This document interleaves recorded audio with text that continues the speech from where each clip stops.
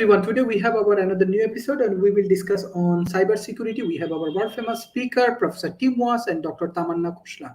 Professor Tim Was, what you want to discuss about cybersecurity? Well, I'd like to talk about the future of cybersecurity because we've gone from a PDP, pretty good privacy, that was leaked from the Intel community and made public, which was really good for privacy.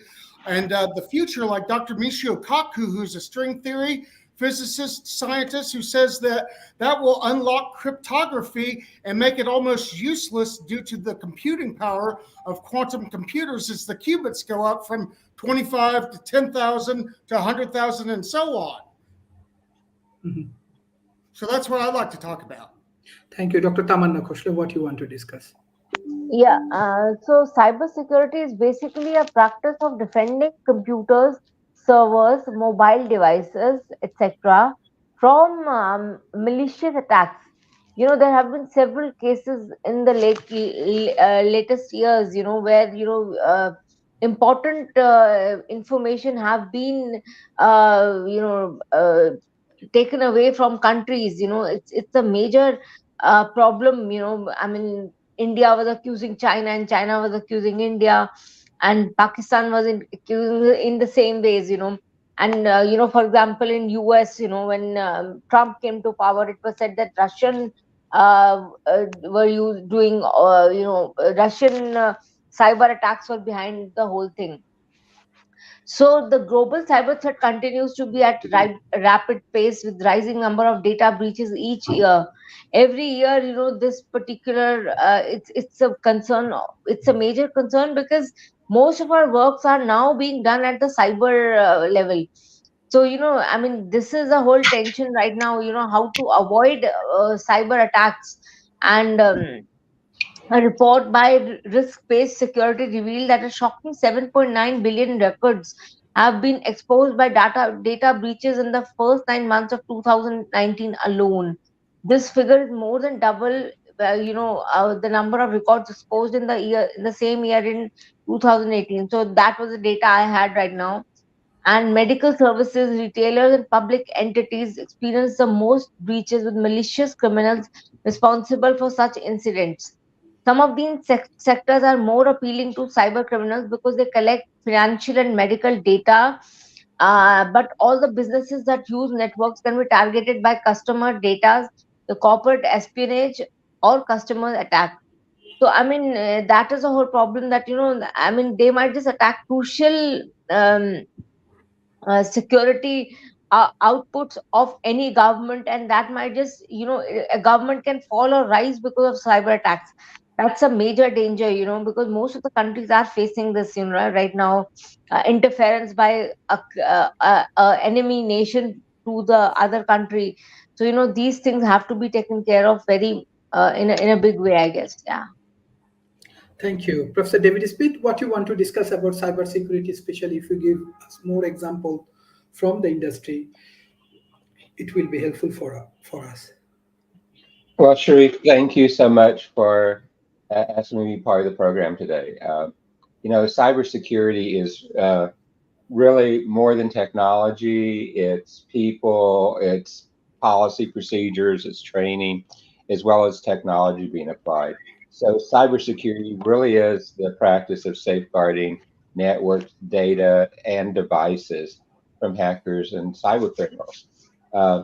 And like I said, it's multifold and it's a complex system.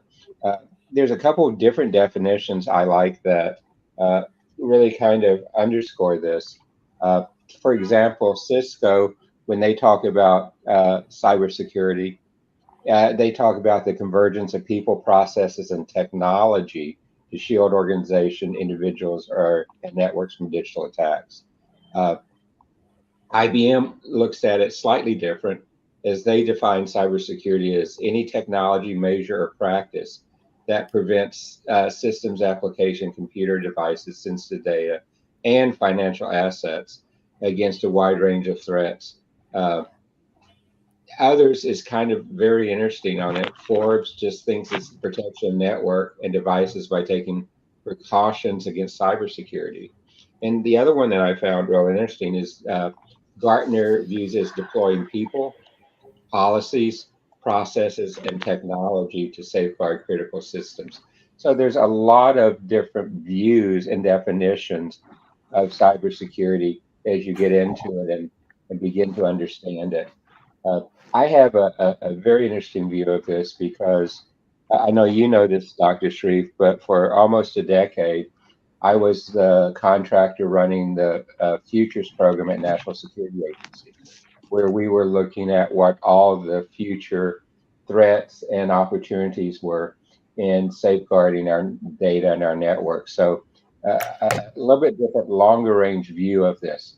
But as you begin to look at the types of cybersecurity, there's so many different ones, from just running antivirus programs to firewalls to looking at how to do very advanced network security across a global enterprise to one of the big hot buttons right now in cybersecurity is critical infrastructure security.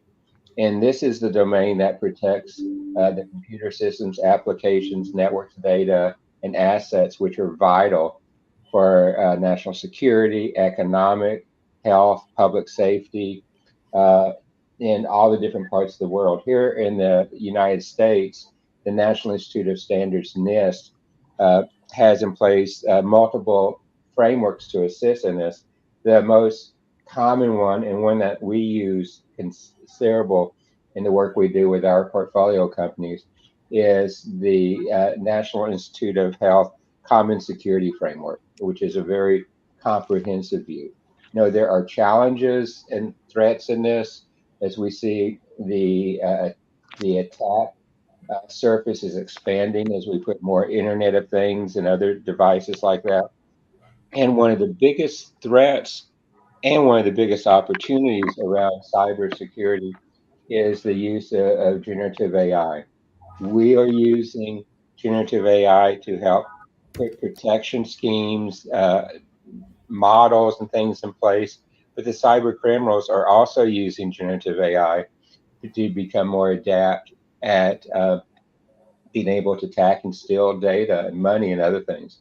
And one of the big challenges also in this area is there is a worldwide cybersecurity worker gap that is over 4 million workers in there. And we have to begin to look at how to do that because the market size today in 2020 was right at $200 billion. dollars, and it's projected to reach over $500 billion dollars by 2030. So it's really growing about at a compound annual growth rate of around 9.5%, which is a decent growth rate. Uh, but some of the future projections are really very, very interesting. Is that if we look at just the cybersecurity market by itself, uh, there's some new surveys that say it's a $2 trillion opportunity coming out for that over the next 20 years. So $2 trillion is a fantastic growth rate from 200 billion in 2020. So a lot of untapped potential there, and it this really underscores the need for a lot more education in this area, a lot more looking at how entrepreneurship, innovation can play there because it is a cat and mouse game.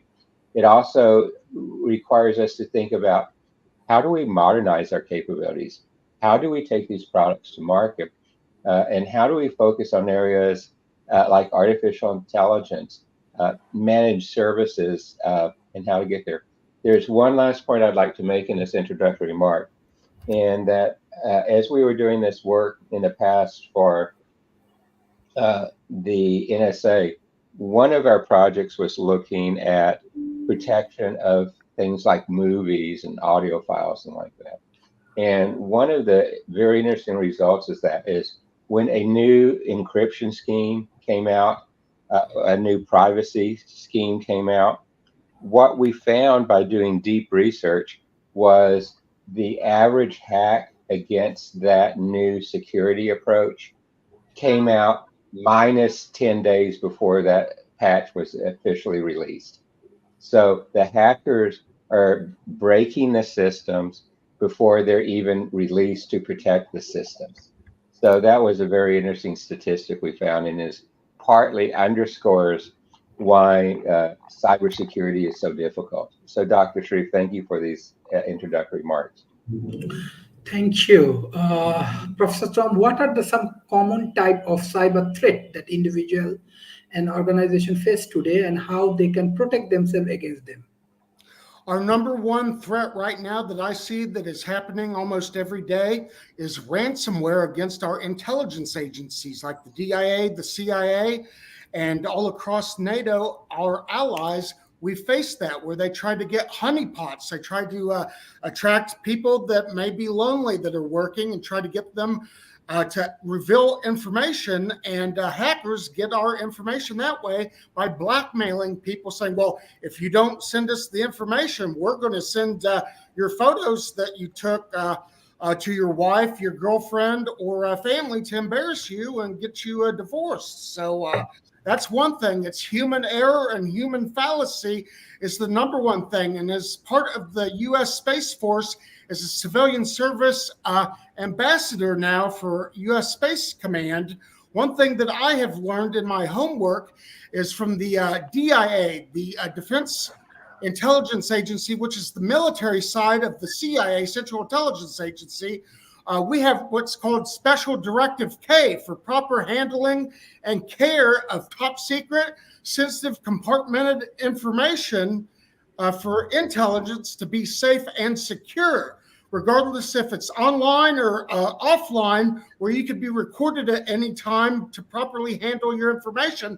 And I received clearance to do this, to show this beforehand up the chain of command, but this is a top secret banned by the Pentagon, military MIT Major Space Force Jason P. Lowry software on power projection and the power of Bitcoin for the future of warfare. And they said, don't talk about it. It was removed from Amazon for sale, no more. It was removed from the MIT academic library. So I'm going to be handing over my copy that I received from Jason P. Lowry, my mentor at Space Force, over to Whiteman Air Force Base. My commanding officer, Ghost is his call name. So that's one thing that I've learned, and to have it under lock and key, because there are people that are right now that I'd like to call basically traitors against America that are trying to sell their copy on eBay for $5,000, $10,000, $25,000, and we just report them to the FBI and get it out of sight, out of mind. So that's one thing that we look at is loose lips sink ships. Thank you. Thank you. Thank you. Dr. Tamanna, my next question, how do encryption and authentication protocol contributes to enhancing cybersecurity measure? I know this is very technical. I think I have same question to Professor David Smith. If you want to respond, you can, Dr. Tamanna. Before that, I would just like to say that, I mean, we should we should have more research projects on cyber feminism, for example, and cyber feminists have a particular vision of transgenders, as well as intersectionality, and women being part of the security network, because they are the ones who are targeted the most, the porn, etc., they're like harassed in a big way. So I guess cyber feminists, like lots and lots of projects should be. In fact, I was in one of the organizations, and I proposed that we should have that, but it was stalled because of some reasons. But I was really keen on working on cyber feminism as such. And since the late 1960s, as the development of telecommunications and microprocessors with a greater capacity to produce and store, transmit and process data expanded, the challenge and area of social concern also grew. 3 decades later, it was believed that technology would allow everybody to participate in a global economy, but it did not happen. It just did not happen because most of the people were left behind. Like, and the first challenge was to create space for policy discussions. So, if security of a nation, as Professor Ambassador was also talking about, I mean, discussion on security of intelligence is must, I mean, to protect a country, and if suppose certain crucial data are stolen from the servers, what is going to happen? I mean, we have seen those kind of things, in the world, and I would not like to say in so many words, but the fact is that, US has seen major stealing of their data. So, the country is extremely suspicious of any such cases, and that is why the case of Snowden, all these, many of these people, and obviously the public opinion wasn't in many countries wasn't in his favor, but if you look at the government's perspective is also correct in a way. So, those kind of things. So I guess, undeniably, gender and intersectionalities, blind policies have unequal effect on populations because they do not consider structural inequalities and the need for those not at the center. A policy without gender and intersectional perspective is bound to have unexpected consequences that will likely affect the less privileged. So, it can create a havoc, a cyber security, if it is not, if the policies are not correct, especially in the developing world, and which have neighbors which are hostile. India, for example, I mean, as if people were less, that you have now cyber crime also.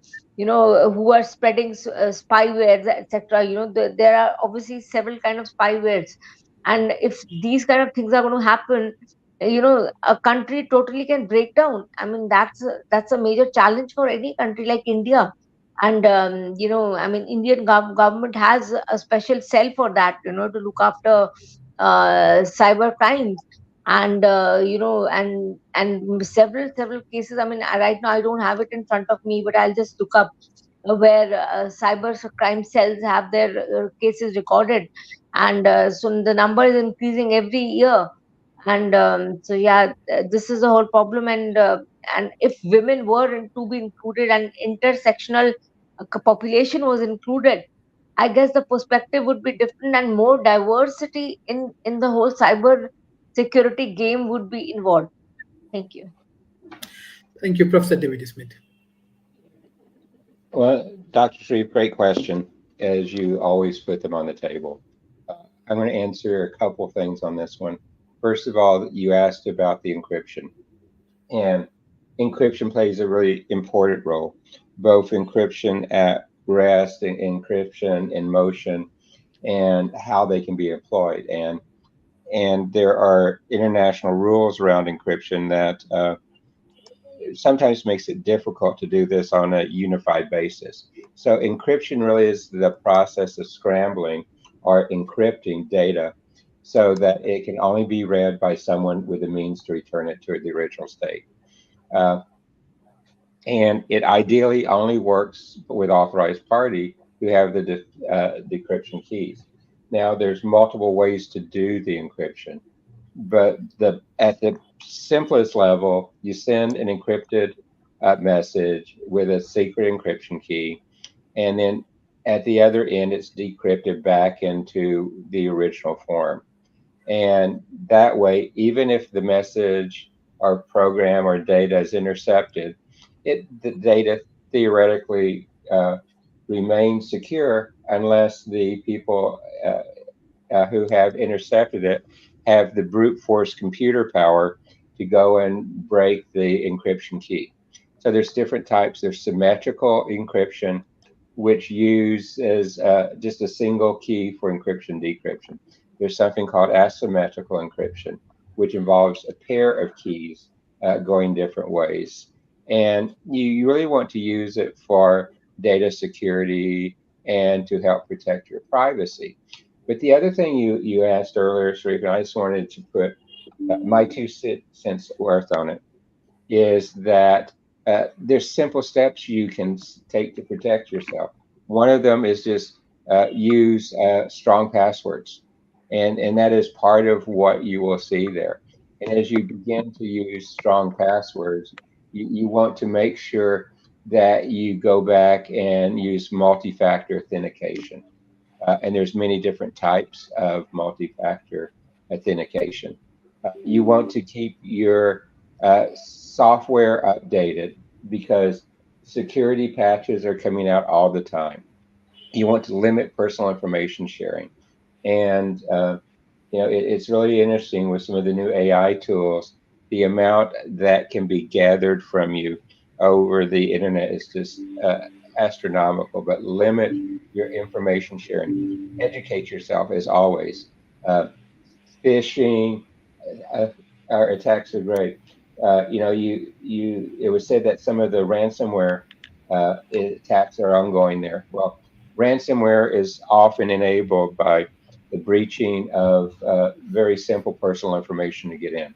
Keep your security software up to date. You need to install multi levels of security software on your systems, not just a antivirus program. You need to look at multi levels of security. Back up and encrypt your data, and always try to keep it.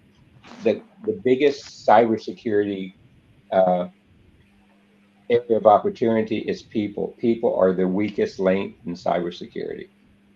You need to encourage safe practice among your colleagues, among family members, across your ecosystem, across your logistic change. Be skeptical of emails and links that you don't know. Uh, and if you're getting something that even says, for example, it is your email provider, check the address to make sure it really is when you click on it, not just what they're showing there. You have to secure your networks. I can tell you my home network here uh, is scanned or attacked over a couple of hundred times every day. So you have to secure even your home networks and invest in the things which can help protect yourself and your businesses. Some of it, if I'm a business, cybersecurity, insurance is expensive, doesn't pay often, but it's a thought process there because they help you, give you a checklist. You need to do these to stay safe. There's many checklists out there that you can go and use, but the cybersecurity threat is real and it's changing, it's morphing every day. Uh, and if you look at how some of our most protected networks are protected today, they're done with something that's called an air gap network, where there is no physical connection between it and the public internet. Professor Tim talked about some of the ransomware attacks.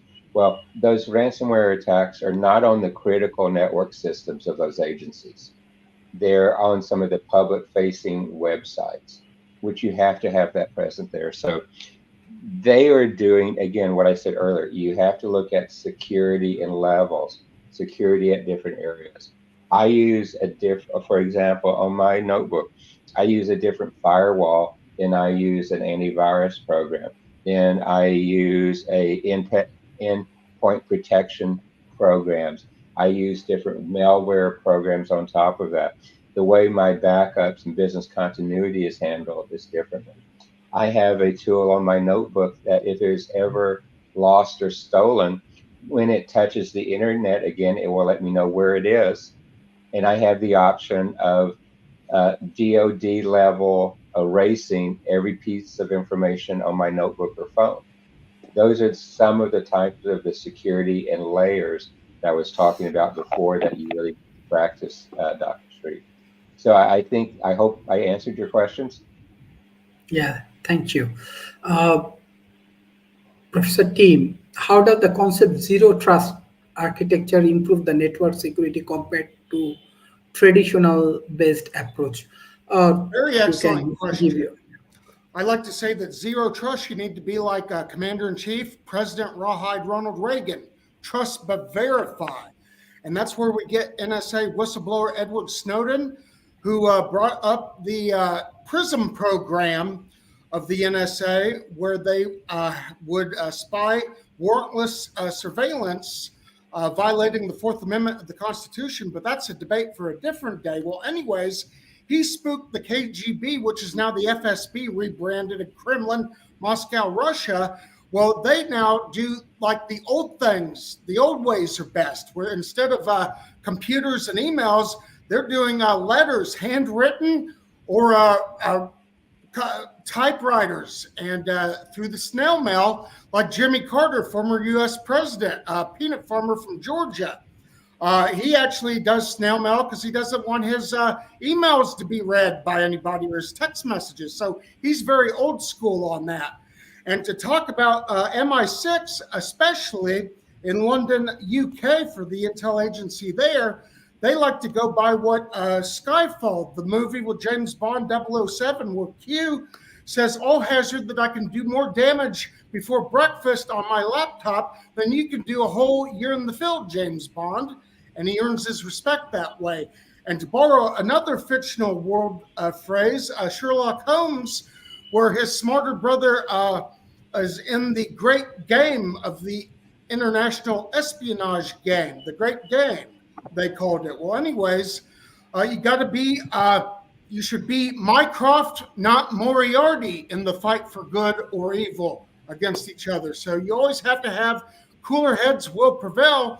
And going back to zero trust capability, don't trust anybody. It's like Marine General James Mattis, Mad Dog Mattis, who finally got married after being the warrior monk for so long due to his long, lengthy reading list. Well, anyways, he said, be polite, be professional, but always have a plan to kill anyone and everyone that goes rogue in your group. So that's what I say. Trust but verify. And I hope that answered your question. Thank you, Dr. Tamanna. Yeah, basically, it's like cybersecurity concept has evolved over the years. 1900s, 1990s, for example, the concept of the system of viruses, antivirus, and firewalls came into being. Worms came into being in 2000, so intrusion detection and prevention techniques were evolved as such. Botnets took place during late 2000s to current. DLP, application aware firewalls, and SIM. And currently it's APT and insiders and network flow analysis. So these things are there. Now, as far as India is concerned, India ranks third in terms of highest number of internet users in the world after USA and China. The number has grown sixfold since between 2012 to 2017 with a compound annual growth of 44%. India secures a spot amongst the 10 spam sending countries in the world all alongside USA. India was ranked among the 10 top 5 countries to be affected by cybercrime according to 22 October report by online security firm Symmetric Corp. So, yeah, so who is behind these breaches? Now 75% are perpetrated by outsiders, 25 involved internal actors, 18% conducted by state affiliated actors, 3% featured multiple parties, 2% involved partners, 51% involved organized criminal groups. So I mean, here all the concept of terrorism too comes into big concern for most countries these days. Because if terrorists get hold of these computers, the servers which the government have kept under keep safe bounds, that would be a major challenge for most countries to deal with. And now obviously the question becomes, because who is the terrorist? Is the government the terrorist, or is the terrorist the terrorist? So that is a debate for some other day, I guess, and I guess that is on a different forum, not here. But yeah, so um what I wanted to say was that um just a second. Yeah, I had some. Yeah, so how do you protect cybersecurity is a concern. So defining and network security is a must. Malware protection, monitoring, incident management, user education and awareness, home and mobile working, secure configuration, removal, media control, managing user privileges, information risk management regime, etc., etc., are something which are used in India right now. So India is now looking towards, and India is one of the 10 major users of cyber security concerns. Even China has seen a lot of increase in, because as robots and AI systems are increasing, the chances of they being hacked is also of major concern to people. And China has majorly worked towards this front, and a major cybersecurity uh, system has been established there.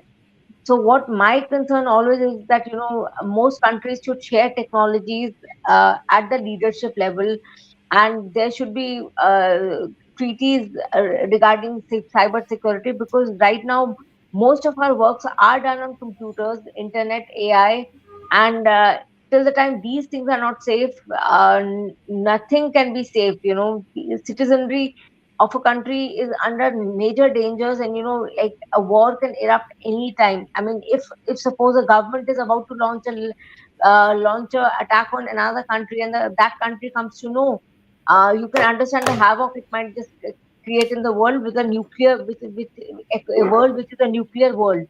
So yeah, thank you. Thank you, Professor David Smith.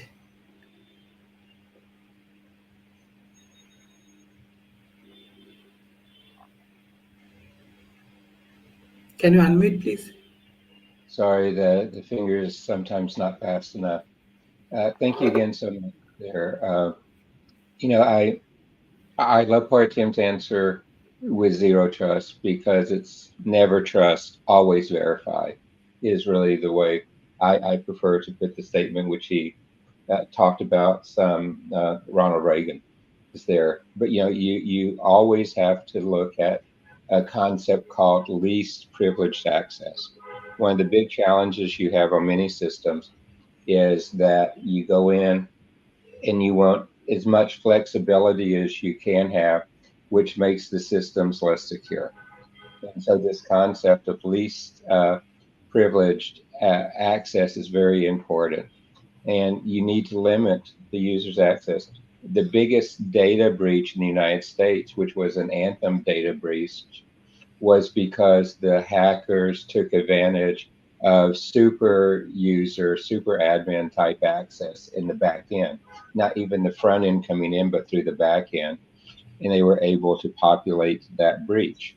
Um, One of the companies that I was one of the founders and the CEO of, we had a contract with state of Texas to provide uh, data penetration testing, white hat, black hat testing of all the state agencies. And we had one agency who was particularly hostile with wanting us to do this. And so what we did is we took one of the newest wireless mouse and we installed a little bit of a payload on the wireless receiver and sent it in there. And we sent in about 20 mice as gifts. And the vast majority of those gifts called home, and we were able to take over their network using a concept called network noise.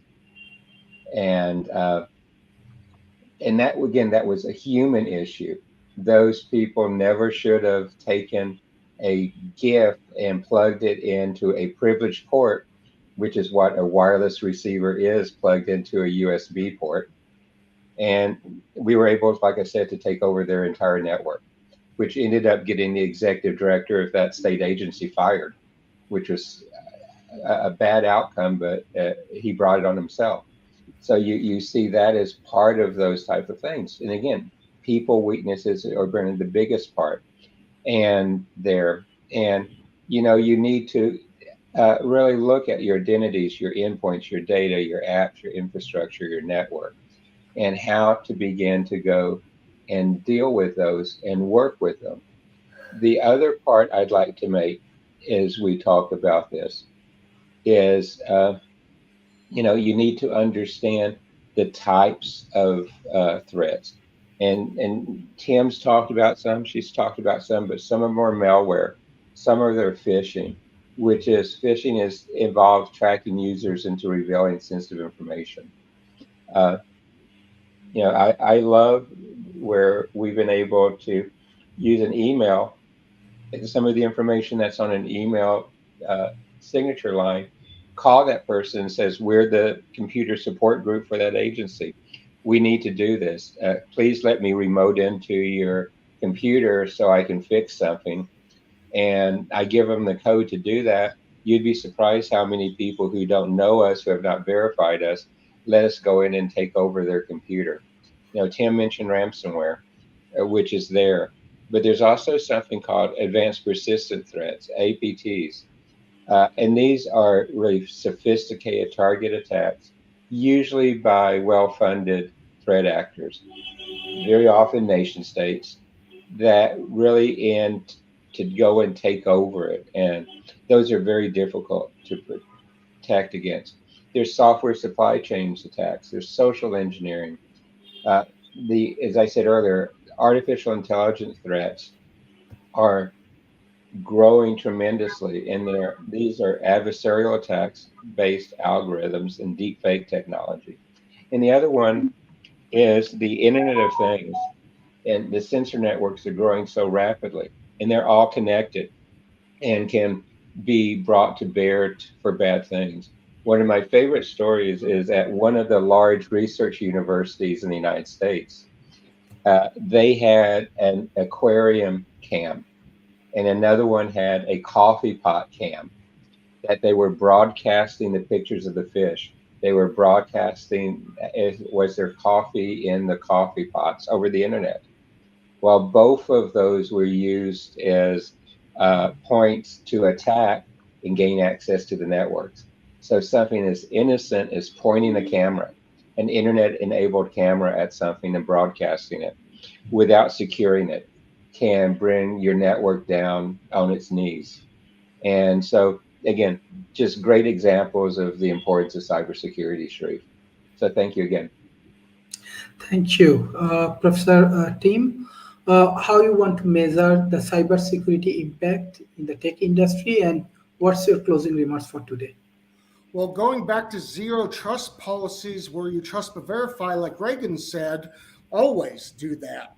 You need to have what Edward Snowden, the NSA whistleblower, and Glenn Greenwald, the journalist that he went to in Hong Kong to reveal the story. Make a difference. He actually talked about where there were government, Pentagon, and CIA computers where the password was just password written out, or 1 2 3 4 5. That's like Homer Simpson when he gets a new computer and it says to start, press the any key. And he's like, where's the any key? Or like Spaceballs with Mensch Mel Brooks, the EGOT winner, Emmy, Grammy, Oscar, Tony, where they had Druidia, the air shield. The combination was 1 2 3 4 5. Well, it needs to be people is where the main problem is when it comes to security, because the computer is only as smart as the programmer is, or garbage in, garbage out, giggo is what we like to call it in the tech industry. So as far as the future of that goes with quantum computing, like Nishio Kaku, he says that cryptography, it'll be the end of it. You'll have to go back to the old ways with Snellbell going back to that again. And just basically USB sticks can be taken anywhere, plugged in the company. And that's where you have industrial espionage, where companies fight against other corporations for secrets, not just governments. So it's financial as well as the future for freedom depends on how well the people are trained to be well aware. Situational awareness for cryptography, in other words. Thank you. Thank you, Dr. Tamanna. Yeah, as far as India is concerned, India has a large population with large number of internet users, with more than 52% of the population, or 759 million people, accessing the internet at least since the 2022, and it's the concern is growing day by day. Because it's spreading in the agrarian areas as well. So India is the largest online market in the world behind China, and by 2025 the number is expected to grow by 900 million. India has rapidly expanded its digital economy, and digital economy is the current slogan of the Modi government too. And it's spreading in healthcare, education, finance, retail, and agriculture. All these sectors are majorly concerned with the digital economy. So, however, India's outdated or inadequate cybersecurity infrastructure, policies, and awareness, making it easy for hackers to exploit the gaps and weaknesses in the system. That's why India faces sophisticated and persistent cyber threats from state-sponsored and non-state actors. Non-state actors. I'm talking about terrorists who target India's strategic, economic, and national interests. So India is concerned about these kind of, I mean, critical infrastructure vulnerability is one of the areas which India is concerned about. So, India's critical infrastructure, such as power grids, transportation systems, and communication network, is vulnerable to cyber attacks that can disrupt essential services and endanger public safety and national security. Financial sector threats, majorly the SWIFT system was attacked, then data breaches and privacy concerns. Cyber espionage is another area which is of crucial concern to Indians. And as David also spoke about APTs and supply chain vulnerabilities, what are the incentives? What are the initiatives now taken by the government of India? So there are many policies which have come up, that such as National Cyber Security Policy, which has come through Niti Aayog. The best brains of India came together to discuss this. Cyber Surakshit Bharat Initiative, which is protected India. Indian Cybercrime Coordination Center, Cyber Swachhata Kendra, Botnet Screening and Malware Analysis Center, and Computer Emergency Response Team, which can immediately respond to any kind of threats which the Indian security might face in case of hostile nations. And so these are some of the areas which India has covered as of now, but it's still, we need to have a lot of collaboration between India, uh, and North and South collaboration should be there in major ways. And and these technologies need to be helped, should be discussed with other countries which might be in need of it. For example, Africa has many of Sudan, for example, like they have major internet problems as such. So, those things have to be sorted out first, and then a proper policy of cyber security can be launched there as well. So, I guess the technology transfer should also be, of concern to nations. Thank you. Thank you, Professor David Smith.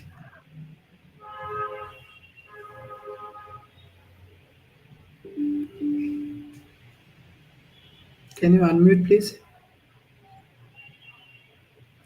David. Yeah, I'm sorry. Um, the you always ask about Sharif, about developing nations. Let me just put cybersecurity in a developing nation concept. Uh, cybersecurity is critical concern for all the nations in the world.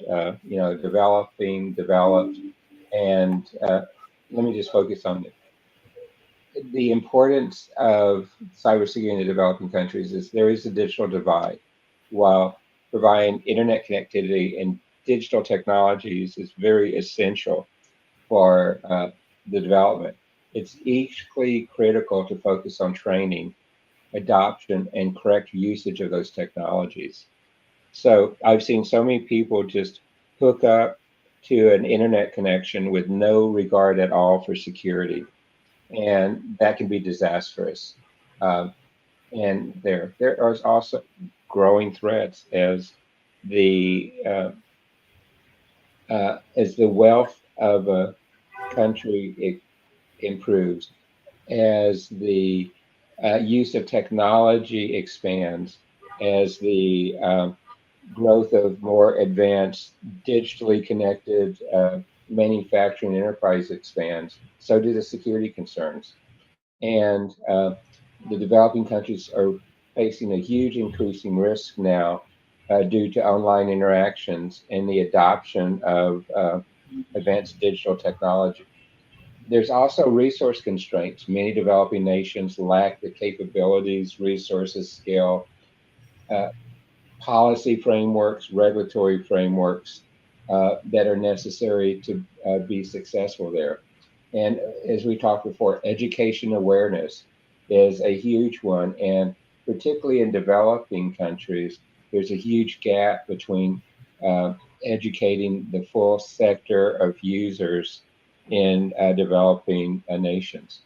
Uh, Again, there is human factors, there's culture, literacy, language competencies, and social constraints that play a huge, huge role in designing cybersecurity systems and awareness in developing countries. And so developing countries must focus on building a concept called cyber resilience, which all the things we've talked about are parts of developing cyber resiliency. And it really is, like I said before, not about technology, it's education, awareness, building and bridging the digital gaps that are necessary in the developing world. So let me kind of uh, put a last couple of wrappers on this. So, what again can you do to be uh, protected and a good cybersecurity citizen? One of them is stay informed. Cyber threats evolve very rapidly. You need to keep yourself up to date on security patches, vulnerability attacks, particularly the human centered attacks like phishing and others. You need to have, again, you've heard me say layered defenses. Implement multiple layers of security. No single solution can protect against all the threats. So combine firewalls, antivirus, intrusion detecting systems, endpoint protection systems, encryption, business continuity, and backups, all to be protected. Again, user awareness. Again, look at social engineering and safe online uh, practices. Be cautious when you click on links or download files. Uh, we've mentioned multiple times, but embrace a zero trust mindset. Back up regularly, and finally, uh, collaborate. Cybersecurity is a collaborative effort. Talk with others, share threat information, uh, collaborate with industry peers, participate in the security communities, submit things that you think are suspicious so that it can be updated into the tools. So cybersecurity is not a one-time task. It's an ongoing daily commitment to protect your digital assets and privacy. You have to stay vigilant, and we can build a safer digital world, but it takes that constant education and that constant awareness and that layered defenses to be successful today. So, Sharif, thank you. Thank you. This is excellent discussion. Hopefully, it will be very helpful for our audience. I request all of our speakers and audience please share our content with the government agency, corporation, and academy. Thank you everyone for joining today's sessions. I want to give special thanks to Professor Tim Was, Dr. Tamanna, and Professor David Smith. Thank you. Bye bye and take care. Live long and prosper. Goodbye.